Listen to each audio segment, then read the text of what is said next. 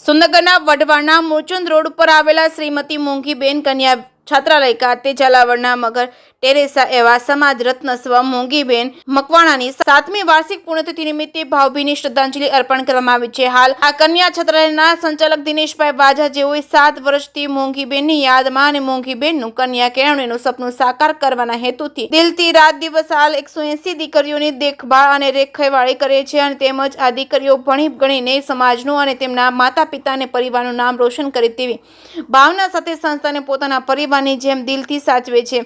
જ્યારે સ્વ મોંઘીબેન મકવાણાનું જીવન એક પ્રેરણા સ્ત્રોત બનીને અવિરત જ્યોત પ્રજ્વલિત રાખી શિક્ષણ અને મહિલા કલ્યાણ કન્યા કેળવણીને જીવન મંત્ર બનાવી અંતકાળ સુધી કાર્યરત રહ્યા છે। પ્રતિભાશાળી મહિલા એવોર્ડથી સન્માનિત કરાયા છે। મહિલા સોશિયલ વેલફેર એસોસિએશન વઢવાણ અને લીમડીના મેનેજિંગ ટ્રસ્ટી અને સ્વ અરુણાબેન મહેતા આદર્શ કન્યા છાત્રાલયના સ્થાપક અને ધોરણ 6 થી 12 પ્રાથમિક શાળા તેમજ માધ્યમિક શાળા સંચાલિકા તેમજ વઘડિયા હાઈસ્કૂલના આચાર્ય તેમજ સાર્વત્રીબાઈ ફૂલે શિક્ષણ રત્ન એવોર્ડથી સન્માનિત થનાર મહિલા દિનની ઉજવણી પ્રસંગે વિમન એક્સલેન્સ એવોર્ડ ઉત્કૃષ્ટ હેલ્થ કેર ફાઉન્ડેશન દ્વારા સન્માનિત કરાયા છે। સાવિત્રીબાઈ ફૂલે શિક્ષણ ક્ષેત્રમાં શિક્ષણ રત્ન એવોર્ડથી સન્માન તેમજ સંઘર્ષ પ્રેરણા અને કરુણાની મૂર્તિ સમાન કેળવણીકાર મોંઘીબેન મકવાણાનું દુઃખદ નિધનના કારણે સમગ્ર સમાજ ઘેરા શોકની લાગણી અનુભવે છે। જ્યારે સુરેન્દ્રનગરને મોંઘીબેનની ખોટ કદી નહીં પૂરાય તેવું સંસ્થાના સંચાલક સહિત સંસ્થાના અભ્યાસ કરતી દીકરીઓએ પોતાની વેદના વ્યક્ત કરી હતી। જે કે સિંહ ગુજરાતી સાથે મહેશ ઉતરિયા, સુરેન્દ્રનગર।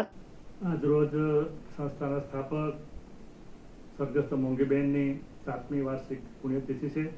તે નિમિત્તે અમે બાળાઓ સહિત સંસ્થાના તમામ સ્ટાફ સહિત અને આગેવાનો સહિત મોંઘીબેનને શ્રદ્ધાંજલિ સુમન અર્પણ કરી છે। હાલ કોણ કોણ આગેવાનો છે અને અત્યારે કેટલી બાળાઓ છે? આજના આ કાર્યક્રમમાં માજી ધારાસભ્ય અને જિલ્લા પંચાયતના પ્રમુખ શ્રી અરવિંદભાઈ આચાર્ય સાહેબના દીકરી બેન શ્રી તૃપ્તિબેન, અમારા આગેવાન શ્રી જીએલભાઈ મકવાણા, વાલેરાભાઈ અમૃતભાઈ મકવાણા અને અમારી ટીમ આજરોજ મોંઘીબેનને શ્રદ્ધાંજલિ અર્પણ કરવા માટે આવ્યા છે। મોંઘીબેન વિશે તમે આપ શું કહેશો? જે એમની નાની ઉંમરમાં જેમને આ દીકરીઓ માટેની ચિંતા કરી એ બાબતે આપ શું કહેશો? મોંઘીબેન સૌપ્રથમ તો શિક્ષિત પીએચડી સુધીનું શિક્ષણ પ્રાપ્ત કર્યું છે। એનો લક્ષ્ય હતો કે શિક્ષિત બનો અને શિક્ષિત બનાવો।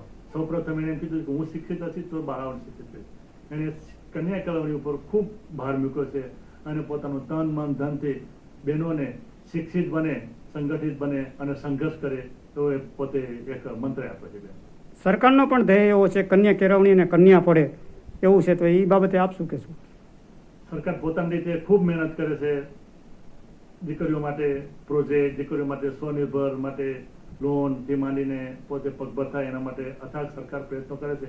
અમારી પણ ફરજ છે કે અમે પણ એનજીઓ જે અમે નાના નાના જે ક્ષેત્રો ચલાવીએ છીએ એમાં બાળાઓને ઉપયોગી કાર્યક્રમો અને શિક્ષણમાં આગળ વધે એવું અમારા કાર્યક્રમો કરીએ। હાલ આપણી સંસ્થામાં કેટલી દીકરીઓ રહેતી હશે?